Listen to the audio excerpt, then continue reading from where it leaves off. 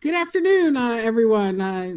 I'm have the pleasure of being here with Harry Dietzler of the Upper Darby Performing Arts Center today, and we're gonna have a casual conversation with Harry and get to know all of his greatness and what he does in Delaware County. So, thanks, Harry, for being with us this evening, My and pleasure. let's get right to it. How did you come to be at the Upper Darby Performing Arts Center? Well, this beautiful building was built in about 1974 and sat empty every summer. And I was in college, 1976, and kind of had this idea of starting a summer theater. I went to the mayor. A group of us got together with a proposal, and that's how Summer Stage started back then. So for many summers, we did Summer Stage in the summers, and then went back to our school or jobs or whatever we were doing.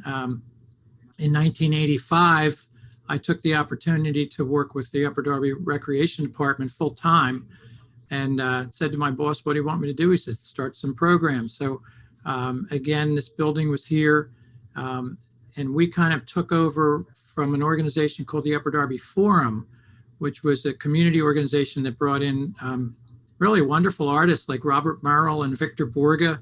They would bring them into the Beverly Hills Middle School. They were outgrowing that. So when the larger Upper Darby Auditorium was built, they moved in there and brought in these kind of artists. So about 1988, we took over that kind of idea of bringing in outside artists. We started working with the Pennsylvania Academy of Ballet, and we've been doing that for 30 years, doing a Nutcracker.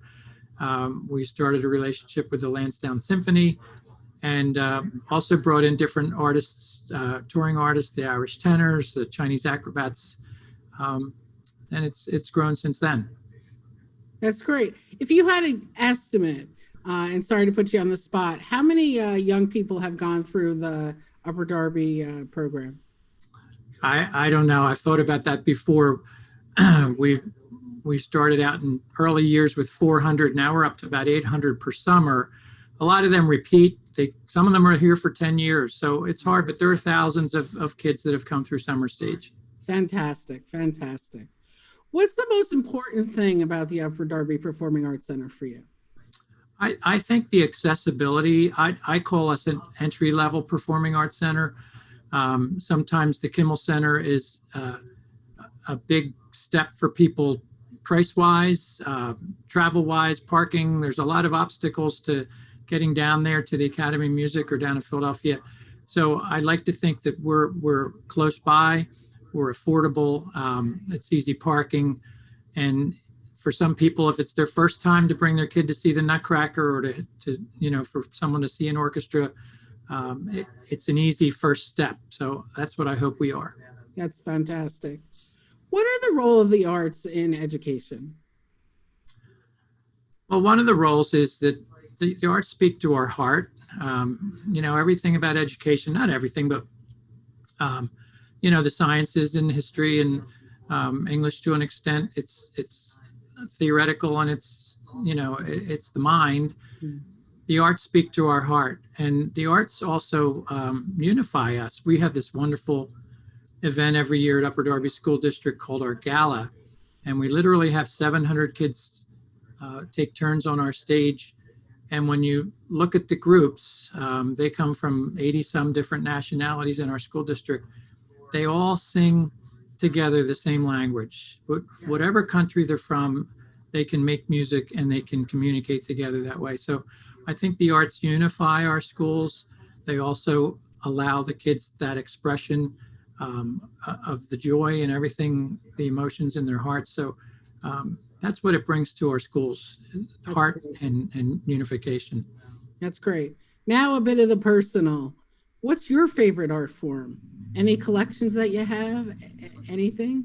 Well, I'm a musician. I studied music. I went to Temple. I was a music major and taught music at O'Hara for 6 years. And I play the piano. I had wonderful opportunities at Temple to sing in the choir with the Philadelphia Orchestra. We sang the Verdi Requiem at Carnegie Hall. And so I love classical music. I don't listen to it as much as I wish I could, but I also play piano. I've done a lot of Broadway shows and enjoy that music. But lately, I've been trying to learn jazz and get back to playing kind of cocktail music.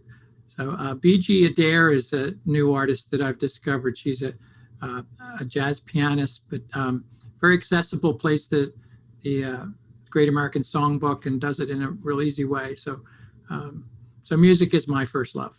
That's really nice. I really appreciate you being here with us this evening. Thank you for all you do for Delaware County and the arts for our young people. And have a nice day. Thank you, Jennifer. All right. Take care. Thank you.